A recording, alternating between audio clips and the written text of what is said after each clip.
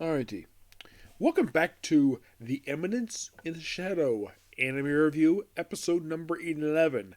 We're discussing episode 23 and 24 of the series. 23 wraps up the Lawless City arc, kind of in a way, where basically in this episode is mostly put the Blood Queen Elizabeth basically going on a rampage, and fighting off against various members of the Shadow Garden. Juggernaut and the Spirit Fox shows up. Excuse me. At one point, Claire gets stabbed, and then we have this otherworld sequence where she's talking to this woman with also black hair as well. It turns out this actually is Amora, the Calamity Witch. And implants on her arm basically a formula to control the possession. So, then Amora take control of the body, has a brief bout with Mary for a bit, and then Shadow shows up basically to finish the battle. Ending her rampage, Juggernaut goes back to his tower and says, "Oh yeah, maybe we should make right with Shadow Garden." And as for the Spirit Fox, well, she ends up basically meeting Shadow on a train later. But before that, Claire says goodbye to Mary, probably because they share a Spanish moment in the previous episode. And then we see Mary and Elizabeth walk off, and from the Light Now perspective, that was the last time they were seen, because they're seeing the anime one more time after this, which I'll get to that later. But yeah, there you go. They go off, and they're never seen again. Basically, it's all goodbye. There's even a brief cameo here in the whole when the Vampire Rampage wrapping up. Sherry Birkin makes a brief cameo. Doesn't speak per se. I know it's her because of the hair, but also, from what I read also that the Clyde's entourage, they're actually not in this portion of the light novel. It's like they're just here just for fan service. And they're briefly seen in episodes, like a couple times in episode 24. Well, 24 established new story arc because 23 wraps up the first arc of the season, the whole thing with Lost City. So this next one is the MCA versus the Murder Corporation. Let me. So their story arc too, where the whole thing is over counterfeit money, and this is what takes in the second half of book 3. It's like the first half is focused on Lost City, and the second half is focused on this. So they try to buy stuff, and of course there's these other rough notes that are kind of being accepted by the markets, and also apparently the Musa Corporation is being, let's just say, they're being. People not liking their methods at all. The thing is all legit. Excuse me. So then, of course, they try to take out basically their supply trains, but lucky enough, basically, Shadowgun protects those and takes out the basic soldiers.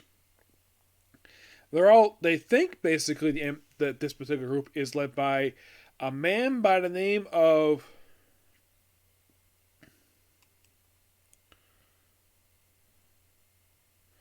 By guard, you think he's the main bag of this arc? Not really. He's a subordinate. The true bad guy is a man named Guten, who has a history with Yakame, the Spirit Fox. Yep.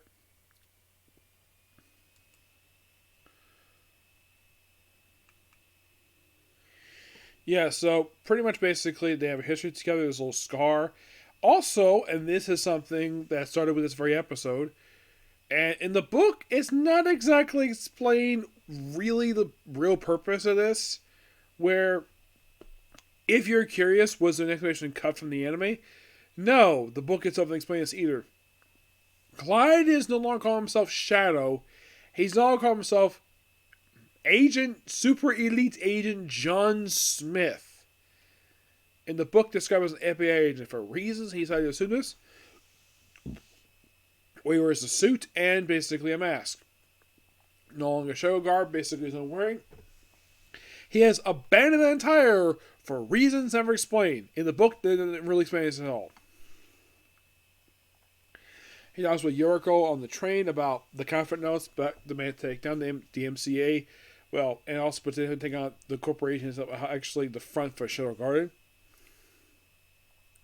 Because he thinks that the Alpha may have spread out the corporation a little too quickly, a little too far too quickly.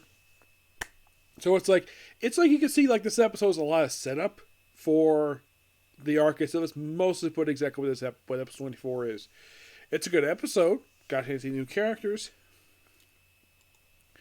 Now, if you're curious who voiced these characters, well, Garter is voiced by Mark X. Lewalski. Excuse me.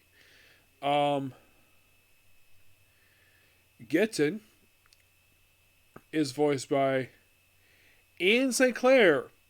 Yep, Ian St. Clair. Which makes, I think this is the first anime I've come across where he actually voiced a character. Well, in Sentai Filmworks. Yeah, I've never really encountered him doing Sentai Filmworks for you. Mostly he just does like either a lot of time Funimation dubs or occasionally like Crunchyroll because they're all in the same umbrella now. But Sentai Filmworks, it's like maybe Lucy Christian may have brought him over. By the way, Claire is not in. After that first portion of the book, Claire is actually absent for the rest of book 3. So probably won't see her for the rest of the, episodes of that book 3. Now, kind of book 4, who knows?